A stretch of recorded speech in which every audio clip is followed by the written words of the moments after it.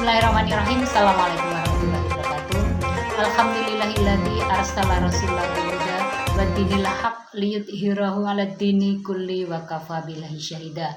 Allahumma sholli ala Muhammad wa ala alihi washabihi ajmain, amma ba'du. Rabbi shrah li sadri wa yassir li amri wahlul 'uqdatam min lisani yafqahu qawli. Baiklah Bapak Ibu yang dirahmati Allah, dalam kesempatan kali ini marilah selalu kita panjatkan puji syukur kehadirat Allah Subhanahu wa taala yang atas segala limpahan karunia dan nikmatnya kita masih diberi kesempatan untuk bertemu kembali dengan bulan yang suci ini. Semoga kesehatan, kelancaran senantiasa menyertai kita semuanya sehingga kita bisa memaksimalkan ibadah di bulan yang suci ini. Sholawat serta salam semoga selalu tercurah pada junjungan kita Nabi besar Muhammad Sallallahu Alaihi Wasallam, yang semoga nanti syafaatnya kita terima di yaumil akhir. Amin amin amin. Bapak Ibu yang dirahmati Allah, dalam kultum saya kali ini saya akan menyampaikan tentang amalan yang paling dicintai oleh Allah. Dalam hadis riwayat Bukhari Muslim disampaikan bahwa amalan yang paling dicintai oleh Allah adalah amal yang dilakukan secara terus-menerus walaupun hanya sedikit. Di dalam surat Fussilat ayat 30 disampaikan bahwa barang siapa menyatakan dirinya bahwa Allah adalah Tuhannya dan dia meneguhkan pendiriannya atau istiqomah, maka malaikat akan menyatakan kepadanya, jangan bersedih dan jangan takut, dan bergembiralah dengan surga yang dijanjikan. Dari dalil di atas kita bisa menarik kesimpulan bahwa amalan yang kita lakukan dengan cara terus-menerus atau istiqomah, maka imbalannya adalah surga. Begitu besarnya imbalan yang Allah janjikan, tentunya butuh perjuangan, butuh kesabaran untuk kita bisa meraihnya. Dan tentunya setan pun juga tidak akan pernah membiarkan kita bisa meraihnya. Setan pasti akan menggoda, akan merintangi, menghalangi agar kita tidak bisa meraihnya. Dan sebelum kita membahas lebih lanjut, tentunya kita ketahui bersama apa definisi dari istiqomah tersebut.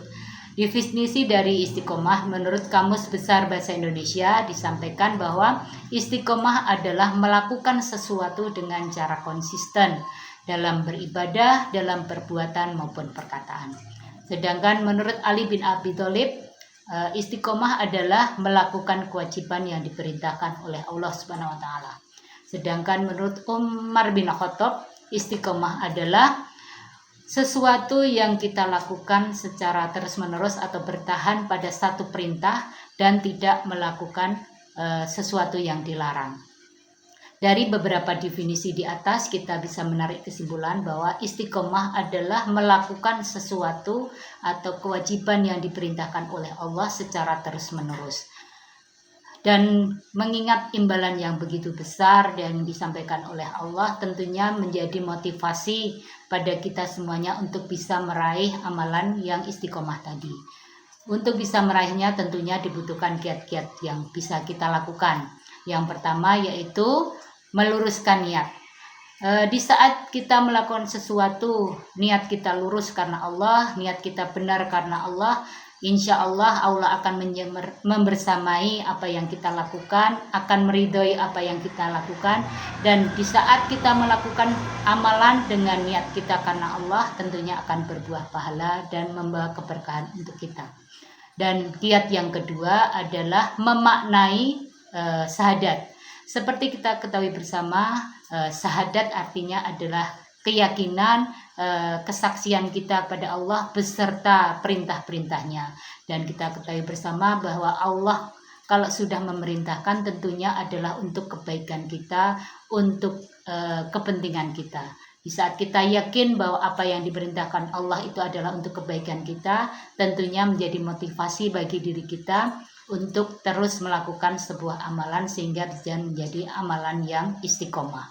Dan kiat yang ketiga adalah memaknai Al-Quran. Di dalam Al-Quran kita ketahui bersama bahwa banyak sekali perintah dan larangan yang diperintahkan oleh Allah. Di situ di saat kita paham betul makna dari Al-Quran adalah sebuah perintah, sebuah pedoman yang tentunya tujuannya adalah untuk kebaikan manusia sendiri, untuk kebaikan kita sendiri, tentunya itu juga bisa menjadi motivasi kita untuk terus melakukan sebuah perintah, sebuah amalan tersebut agar bisa kita lakukan secara istiqomah. Dan yang keempat adalah berada di lingkungan orang-orang yang solih. Di saat kita berada selalu di lingkungan orang-orang yang solih, tentunya itu bisa menjadi energi positif dan juga untuk bisa saling mengingatkan kita untuk terus melakukan sebuah amalan agar selalu bisa terus kita lakukan sehingga bisa menjadi amalan yang istiqomah.